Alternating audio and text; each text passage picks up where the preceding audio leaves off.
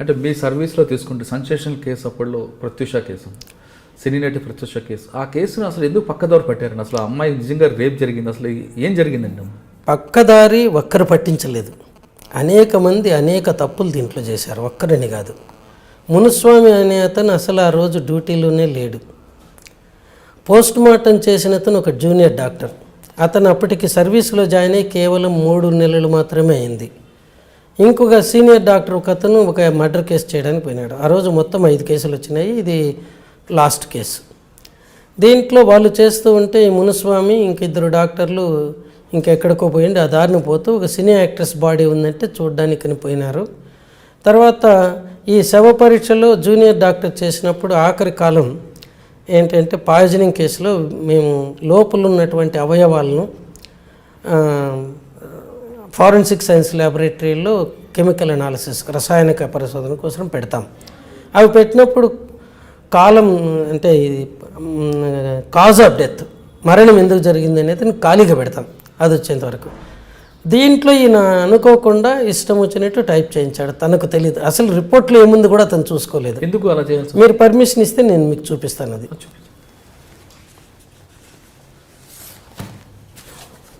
అంటే అతనికి ఎందుకు అనేది ఏం లేదండి, తనకు సబ్జెక్ట్ మీద పటుత్వం లేదు. అంటే అప్పుడు తర్వాత ఇవి చదువుకోవటం కూడా రాదు. దీంట్లో ఏముంది కూడా చూసుకోలేదు. ఈ రిపోర్ట్లో ఏమని ఇచ్చారండి? రిపోర్ట్లో వాళ్ళు ఇచ్చింది ఈ కాలం ఖాళీగా పెట్టారు. ఈ ఖాళీగా పెట్టిన కాలాన్ని ప్రెజర్ ఓవర్ ద నెక్, మెడ పిసికారు. యాస్ఫిక్సియా డ్యూ టు మాన్యువల్ స్ట్రాంగులేషన్, గొంతు పిసికి చంపారు, అది దాని అర్థం. However విజరా preserved for chemical analysis to detect poison if any.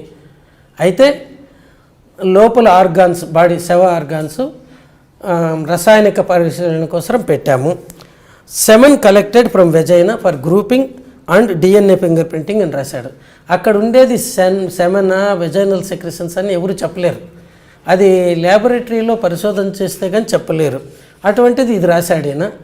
ఇక్కడ ఒకరికంటే ఎక్కువ మంది ఆమె మీద అత్యాచారం జరిపినట్టుగా వచ్చింది. ఇక్కడ జెనిటల్ ఆర్గాన్స్కు ఎదురుగుండా uterus normal in size, empty, ovaries normal, nothing particular అని రాశారు. సో ఈ శవ పరీక్ష నివేదికలో ఎక్కడ కానీ ఆమె మీద మానభంగం జరిగినట్టు లేదు. కానీ ఆ ఒంటి మీద గాయాలు ఉన్నాయని, ఈ గాయాలన్నీ కూడా ఈ వీళ్ళు చేసినటువంటి థెరపటిక్ ఇంజరీస్ అని అంటారు. ఒక చిన్న గాయం ఇక్కడ ఉంటుంది, అది కూడా మీరు నేను చూపిస్తాను కావాలంటే. ఈ దీంట్లోనే ఉన్నాయి ఫోటోలో. ఈ గాయం ఇక్కడ ఉండేది ఇది ఏంటంటే ముక్కు నుంచి ఒక ట్యూబు మన పొట్టలోకి పెడతారు జీర్ణాశయంలోకి, ఏదన్నా యాస్పిరేట్ చేయడానికి కానీ లేకపోతే మందులు పోయడానికి కానీ. అది ఇక్కడ పెట్టినప్పుడు అది ఒక స్థలంలో ఉండాలని చెప్పి దాన్ని ఇట్లా ప్లాస్టర్ వేస్తాం. ఆ ప్లాస్టర్ తీస్తే ఎర్రగా అనిపిస్తుంది మనకు కూడా ఎక్కడన్నా.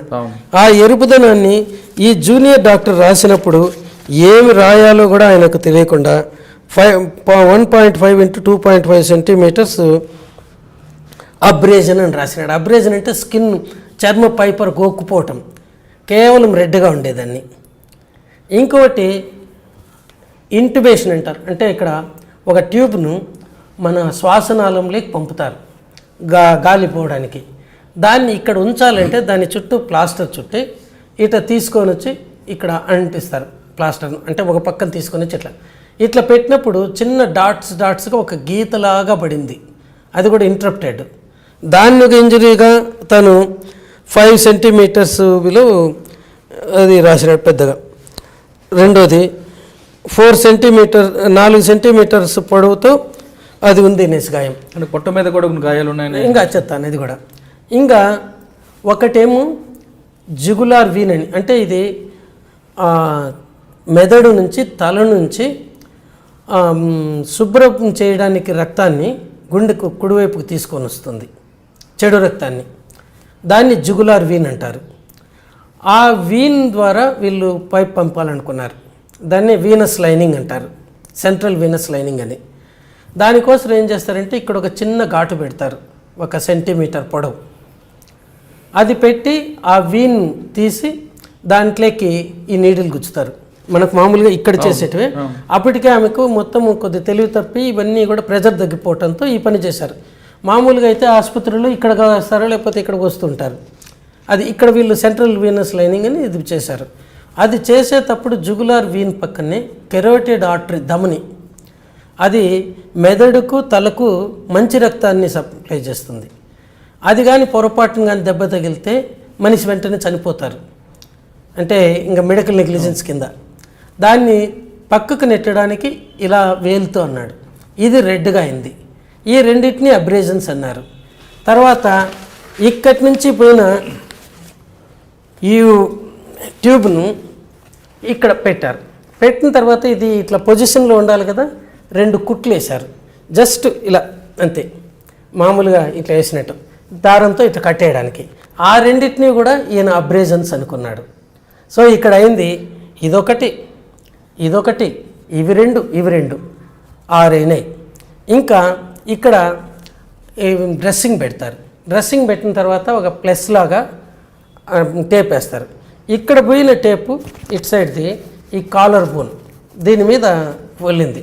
అక్కడ అదిమితే అది రెడ్గా ఉంది, అదొక అబ్రేషన్ అని రాసినారు. అంటే ఇదంతా అనుభవపూర్వం అనుభవం ఏమాత్రం కూడా లేకపోవడంతో జూనియర్ డాక్టర్ రాసినాడు. సీనియర్ డాక్టర్ మునిస్వామి ఉన్నారు కదా, ఆయనకు ఇంకా నేను ఆయన గురించి చెప్పటము ఎంత తక్కువ చెప్తే అంత మంచిది. 79లో ఎండీలో జాయిన్ అయ్యి 3 ఏళ్ళ కోర్సులో 92లో కంప్లీట్ అయింది. అప్పుడు ఏంటంటే ఎంటీ పేపర్లు ఇస్తే పాస్ అయ్యే కాలంలో ఆయన ఒక్కడిగా చాలా మంది అట్లా అయినారు. 100కి 60 మంది ఆ టైప్ వాళ్ళే ఉంటారు మా దగ్గర. ప్రత్యూష మీద అత్యాచారం జరిగిందంటారా? చెప్తాను, ఇది పూర్తిగా చెప్తాను. ఇది కూడా ఎందుకంటే ఇవన్నీ కూడా ఈ డీసీ షాక్ అనేది లాస్ట్లో మనం చనిపోయిన డిక్లేర్ చేసామన్నప్పుగా ఆసుపత్రుల్లో ఏం చేస్తారు, ఈ బ్రెస్ట్ బోన్ కింద భాగాన ఇట్లా గట్టిగా ఒత్తి ఇచ్చేస్తారు. దీనికి బదులు ఇప్పుడు ప్రజెంట్ ఆసుపత్రుల్లో ఎలక్ట్రిసిటీ పంపిస్తారు, డైరెక్ట్ కరెంట్. ఆ కరెంట్ ఇట్లా పంపినప్పుడు ఇక్కడ జల్లీ రాస్తారు, రెసిస్టెన్స్ రాకుండా ఎర్రగా కాకుండా ఉండడానికి. కానీ వీటికి రాయరు. ఈ ఆడవాళ్లకు బ్రెస్ట్ ఉండటంతో ఇట్లా ఆనుకుంటే ఇక్కడొక గీత ఇక్కడొక గీత పడింది, ఇవి 2. దీన్ని కూడా ఒక గీతలాగా ఇట్లా వస్తే 8 × 4 సెంటీమీటర్లు అని రాసినారు. అంటే 8 సెంటీమీటర్లు పొడవు, 4 సెంటీమీటర్లు వెడల్పు, రెడ్గా ఒక గీత, అది అబ్రేజన్ కూడా కాదు. సో ఇలా రాసినారు. తర్వాత ఈ చేతికి 3 మస్కిటోస్ చీమలు గరిస్తే ఏర్పడతాయి కదా, ఆ టైపు 3 ఉన్నాయి. ఇక్కడ మల్టిపుల్ 2 × 3 సెంటీమీటర్స్ దూరంలో. ఇవేంటంటే బ్లడ్ గ్యాస్ అనాలిసిస్. అంటే మనము ఆర్టరీ నుంచి వీనస్ బ్లడ్ చెడు రక్తం తీసుకోవాలంటే పెద్ద కష్టం కాదు, ఇట్లా పైకి వస్తుంది కాబట్టి ఇక్కడ అదింటే ఉబ్బుతాయి. ఈ ఆర్టరీ నుంచి తీస్తే అట్లా కాదు, దాంట్లోకి ఇట్లా ట్రై చేయాలి నీడలు. ఇటువైపు 3 సార్లు ట్రై చేసినారు, ఇక్కడ చాలాసార్లు ట్రై చేసినారు ఈ ఏరియాలో. వాటిని కంట్యూజన్స్ అని రాసేసినారు, మల్టిపుల్ మార్క్స్ ఉన్నాయనేసి. ఇంకా 2 ఈ లోపల చరశ్చంద్ర అని డాక్టర్ను కేర్ హాస్పిటల్ మార్కెట్ నుంచి పిలిపించారు. ఆయన 10:30కి అట్లా వచ్చినాడు నైట్. ఆయన ఇక్కడ కట్ చేసి ముందు లెఫ్ట్ సైడ్ కట్ చేసినాడు, అంటే ఫీమరల్ ఆర్టరీ ఇక్కడి నుంచి పోయే దమన్లో. మనకు ఇంతకు మునుపు యాంజియోప్లాస్టీ స్టంట్ చేయాలంటే ఇక్కడి నుంచినే పోయి పంపేవాళ్ళు, ఇప్పుడు ఇక్కడి నుంచి పంపుతున్నారు. నాకు కూడా ఇక్కడి నుంచినే చేశారు అది. సో దీంట్లో మొదటి ఎడం పక్క చేశాడు, సక్సెస్ కాకపోతే మళ్ళీ కుడి పక్క చేశాడు. ఇవి ఆమె మీద ఉన్న మొత్తం గాయాలు. ఒక్కటి కానీ అబ్రేజన్ లేదు, కంట్యూజన్ లేదు, కేవలం థెరపటిక్ గాయాలు చిన్నవి. ఇది ఒక్కటి కొద్ది కట్ చేసింది, ఇవి 2 దీన్ని కాల్చినవి, ఇవి 2 ఇంజెక్షన్. డాక్టర్కి ఎక్స్పీరియన్స్ లేకపోవడం, కింద డాక్టర్కి ఎక్స్పీరియన్స్ లేకపోవడంతో అది ఫస్ట్ కావడంతో అమ్మాయి కేసు అందుకోసం దీంట్లోనే మేము ఒకటి ఏంటంటే one photo is more than enough for 1000 words అంటాం. లేకపోతే నాకు కూడా వాళ్ళు కానీ అబ్బాయి ఫోటోలు తీయించారు కాబట్టి వానికి థ్యాంక్స్ చెప్పాలా, ఆ చిన్న జూనియర్ డాక్టర్కు. ఫోటో కానీ తీయకపోతే అవనేమో 4 సెంటీమీటర్ల పొడవు, ఇవన్నీ కంట్యూజన్స్ ఏమో అని అనుకునేవాడిని. ఆ అమ్మాయి చనిపోవటము విషం సేవించటం వల్ల. ఇద్దరూ కూడా 1993-96 మధ్యలో ఇక్కడ గౌతమి జూనియర్ కాలేజ్ సంజీవ్ రెడ్డి నగర్లో ఇంటర్మీడియట్ చేసేవాళ్ళు. ఇంటర్మీడియట్ తర్వాత అమ్మాయి హోటల్ మేనేజ్మెంట్ కోర్సులు చేరింది. అబ్బాయి వాసవి ఇంజనీరింగ్ కాలేజీలో ఇంజనీరింగ్ చదువుతున్నాడు. ఈ అబ్బాయి వాళ్ళ ఇంటికి అప్పుడప్పుడు అమ్మాయికి అవసరం పోయేవాడు, ఆ అమ్మాయి వీళ్ళిద్దరు కలిసి తిరిగేవాళ్ళు. వాళ్ళ తల్లిని కూడా 2 సార్లు భువనగిరిలో ఒకసారి బొమ్మల రామారాం అనే చోట ఆమె పనిచేసే చోట కూడా వదిలినట్టు ఆమె తన సమాధానం చెప్పింది కోర్టులో, అంటే తన ఇచ్చే సాక్ష్యంలో. ఇది వీళ్ళిద్దరూ ముందు ఫ్రెండ్సే అనుకున్నారు.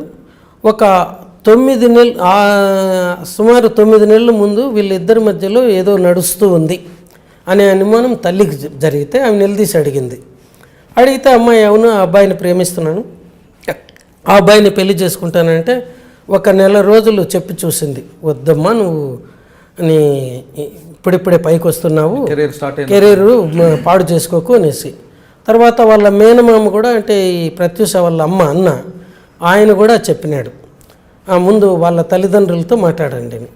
వాళ్ళ తల్లిదండ్రులకు మాత్రం ఈ అమ్మాయి చనిపోకమును 1-2 నెలల ముందే తెలిసింది. తెలిసిన తర్వాత అబ్బాయి దగ్గర ఉన్న మొబైల్ ఫోన్ లాగేసుకొని వాడి మీద రెస్ట్రిక్షన్స్ పెట్టాడు. అప్పుడు ఈ అమ్మాయి ఎప్పుడన్నా అబ్బాయిని కలవాలనుకుంటే వాళ్ళ ఫ్రెండ్ ఒకరికి ఆయన మొబైల్ ద్వారా కాంటాక్ట్ చేసేది. అట్లే సిద్ధార్థ్ కావాలనుకుంటే ఫ్రెండ్ దగ్గరికి ట్యూషన్ అనేది కంబైన్ స్టడీకి పోతున్నాను ఇట్లా. ఈ క్రమంలో ఈ సిద్ధార్థ్ ఇంటిలో గొడవ ఎక్కువైతా ఉంది రోజు రోజుకు. 13వ తేదీ ఫిబ్రవరి 2002లో ఈ కంట్రీ క్లబ్లో ఈ సిద్ధార్థ్ వాడి ఫ్రెండ్ సూరజ్ అని వాళ్ళ కజిన్ అట, ఆ అమ్మాయి మేనమ్మ కూతురు ప్రఫుల్ల సిరి 10 గంటలప్పుడు ఉదయం 10-10:30 మధ్యలో కలిసి ఒక నిర్ణయానికి వచ్చారు.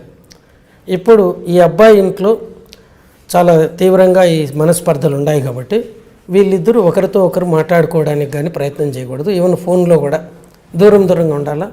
మేలో ఆ అబ్బాయికి ఇంజనీరింగ్ అయిపోయిన వెంటనే ఆ అబ్బాయి తల్లిదండ్రులు కానీ ఒప్పుకోకపోతే వీళ్ళు రిజిస్టర్ మ్యారేజ్ చేసుకునేట్టుగా. తర్వాత 14వ తేదీ ఫిబ్రవరి ఆ రోజు ఈ అమ్మాయి చాలా ఆశగా చూసింది అబ్బాయి నుంచి ఫోన్ కాల్ కోసం. అదే సమయంలో ఆ అబ్బాయి చుట్టూ చాలా గట్టి కాపలా పెట్టారు. సో ఆ అమ్మాయి కొద్ది డిప్రెషన్ లేకపోయింది ఆ రోజు ఫోన్ రాకపోతే. మళ్ళీ 23వ తేదీ అది శనివారం, అదే ఫిబ్రవరి నెలలో 2002 9 గంటల ప్రాంతంలో అబ్బాయి ఫోన్ చేసి మా ఇంట్లో ఎవరు ఒప్పుకోవటం లేదు, మా అమ్మ ససేమర ఒప్పుకోవటం లేదు, మనం కానీ పెళ్లి చేసుకుంటే ఇంటిళ్ళ పాయిజన్ తీసుకొని చనిపోతామంటున్నారు నిందట. దాంతో ఈ అమ్మాయి అర్ధగంట సేపు వాడి మీద ఫోన్లోనే ఎగిరిందట, గట్టిగా మాట్లాడుతూ ఉన్నింది.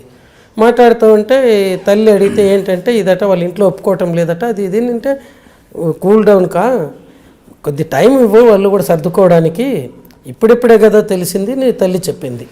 ఆ తర్వాత సాయంకాలము 4 గంటల ప్రాంతంలో హెయిర్ డ్రెస్సింగ్కి పోతానని ఇక్కడ fairy beauty parlour Rajiv Gandhi సర్కిల్కి వచ్చింది. వీళ్ళు ఉండేదేమో తార్నాకాలో.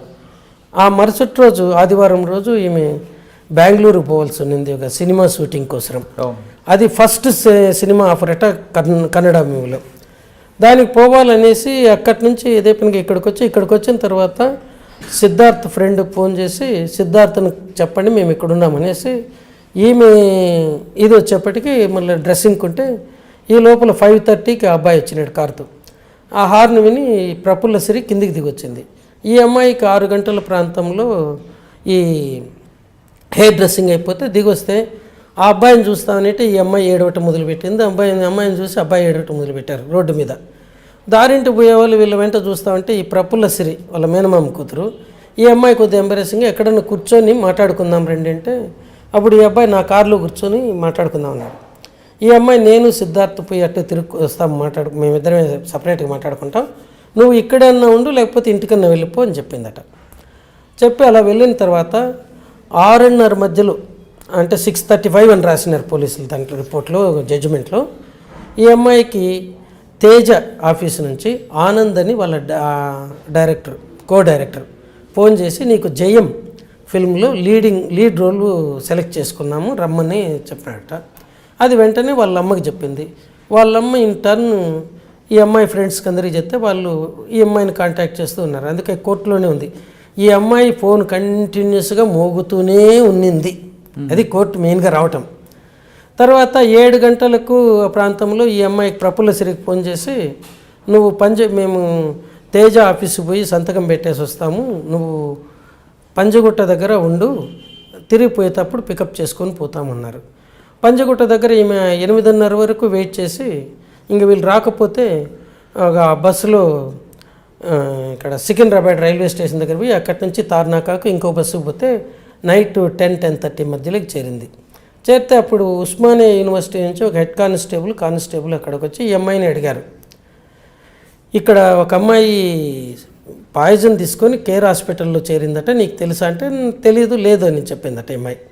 తర్వాత వీళ్ళ అత్తకు ఫోన్ చేసింది నిజమేనా అనేసి, అవును ఇక్కడ కేర్ హాస్పిటల్లో బంజారాలో చేరింది అమ్మాయి అంటే.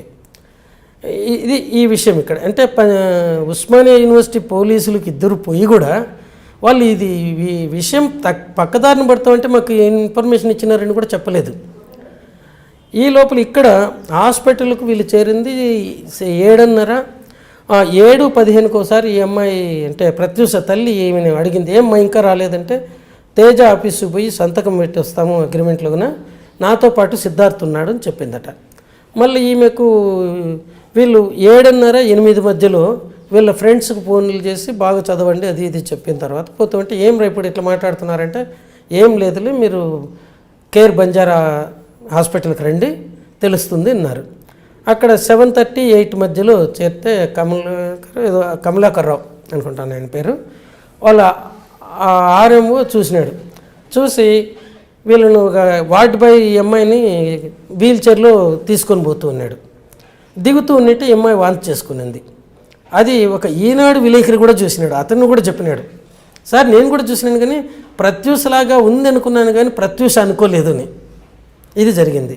తర్వాత ఇద్దరిని అక్కడ తీసుకుంటే మేము కూల్ డ్రింక్స్లో పాయిజన్ కలుపుకొని తాగినాం చెట్ల మంది అంటే, అది ఏముందో తెలిస్తే బాగుండు అన్నారట. వాళ్ళు చాలా సేపు నిదానించారు. కేర్ హాస్పిటల్ చేసిన తప్పు ఏంటంటే ఇటువంటి కేసుల్లో ఇమీడియట్గా ఒక్క క్షణం కూడా వేస్ట్ చేయకుండా తీసుకొని స్టమక్ వాష్ చేసేలా. దీంట్లో వీళ్ళని అసలు చేర్చుకునేదా లేదా ఈ డైలమాలో పడ్డారు. ఎందుకంటే అంతవరకు వాళ్ళు పాయిజనింగ్ కేసు ట్రీట్మెంట్ ఇవ్వలేదు, ఎలా చేయాలో ఏం పాయిజనో చెప్పటం లేదు, ఏదో కూల్ డ్రింక్లు కలుపుకున్నామని. మళ్ళీ ఆఖరికి 8 గంటలకు చేర్చుకున్నారు.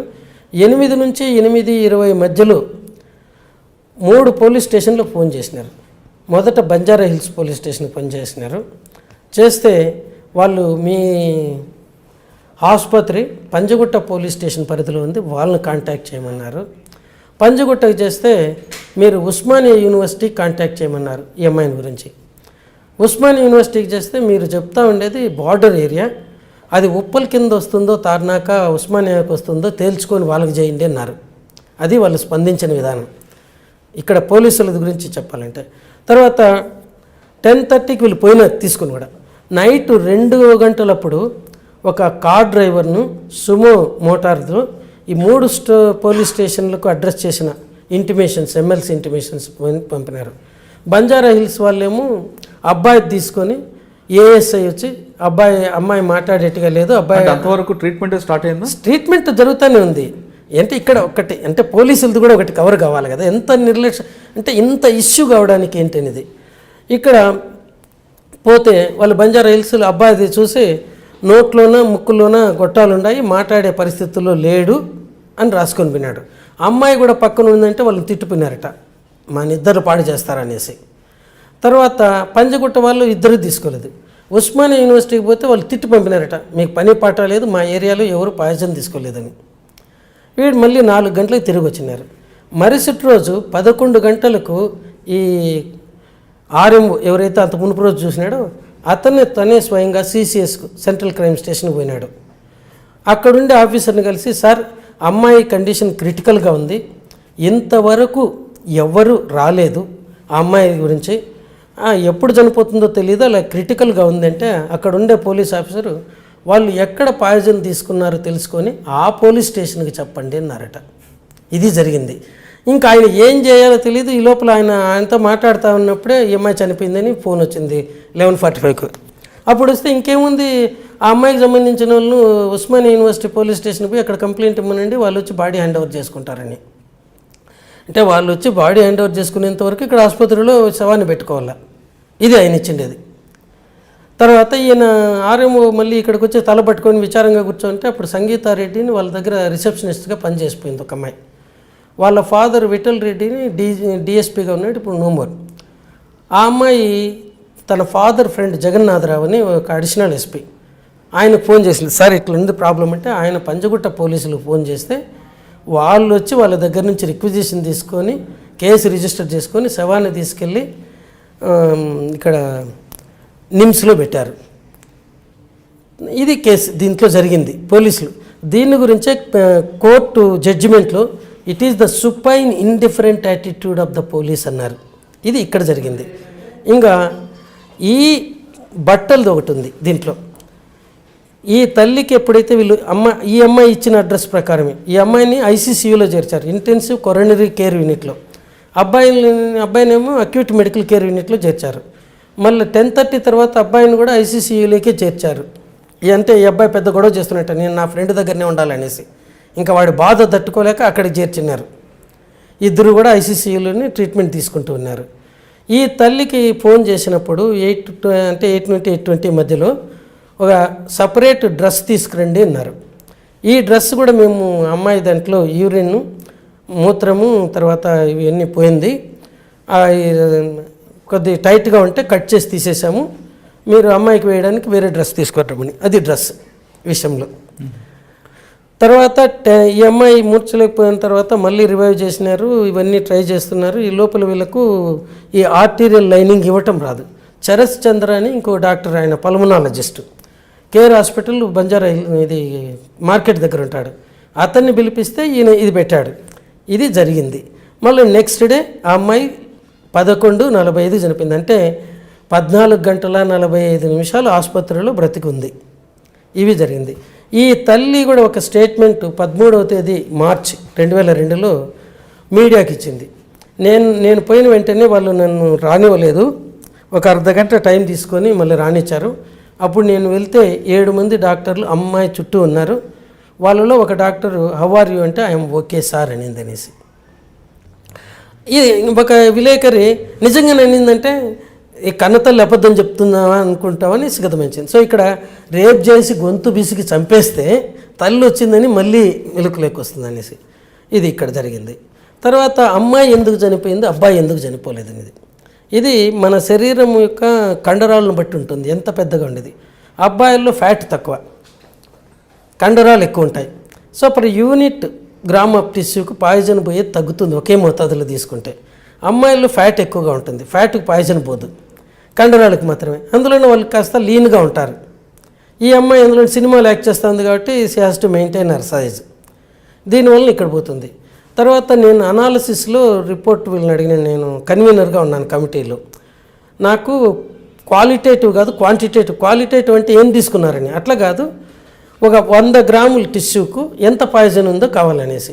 స్టమక్ వాష్లో అడిగితే అమ్మాయిలు 100 మిల్లీలీటర్ల స్టమక్ వాష్ పొట్టలో ఉండే ఆహారంలో 2.9 మిల్లీగ్రాములు మాత్రమే ఉంది పాయిజన్. 100 మిల్లీలీటర్ల స్టమక్ కంటెంట్లో 2.9 మిల్లీలీటర్ల పాయిజన్ ఉంది. అబ్బాయిలో 4.1 మిల్లీలీటర్ అంటే ఇంత మిల్లీగ్రామ్, 4.1 మిల్లీగ్రామ్ అబ్బాయిలో ఉంది 100 లీటర్ల దీంట్లో, 100 మిల్లీలీటర్లో. ఈ అమ్మాయిలో 2.9. అంటే అబ్బాయి కంటే ఈ అమ్మాయి కంటే అబ్బాయిలో 1.2 మిల్లీగ్రాములు ప్రతి 100 మిల్లీలీటర్ల స్టమక్ కంటెంట్స్లో ఎక్కువగా ఉంది. దాన్ని బట్టి మనకు అర్థమయ్యేది ఏంటంటే అమ్మాయిలో పొట్టలో నుంచి అంటే స్టమక్లో ఉదరం దాంట్లో నుంచినే చాలా స్పీడ్గా రక్తంలోకి పాయిజన్ వెళ్ళిపోతూ ఉంది. వీడిలో ఆ స్పీడ్ లేదు. ఇది ఒక కారణం. దీనివల్ల అబ్బాయి బ్రతికి బయటపడ్డాడు. ఆ అబ్బాయి కూడా 2 రోజులు కంప్లీట్గా అపస్మారక స్థితిలో ఉన్నాడు. తర్వాత క్రమేపీ కోలుకున్నాడు. ఇది జరిగింది. తర్వాత టోటల్గా ఈ కేసు అంతా రాంగ్ ట్రాక్ ఉన్నప్పుడు, రాంగ్ ట్రాక్ ఇక్కడ కూడా కాదు, పోలీసులు కూడా పట్టించారు. ఈ ట్రాక్ నుండి మీ కమిటీ వచ్చిన తర్వాత మీరు దీన్ని ఒక ట్రాక్లో తీసుకొచ్చానంటారు. నిజం చెప్పాలంటే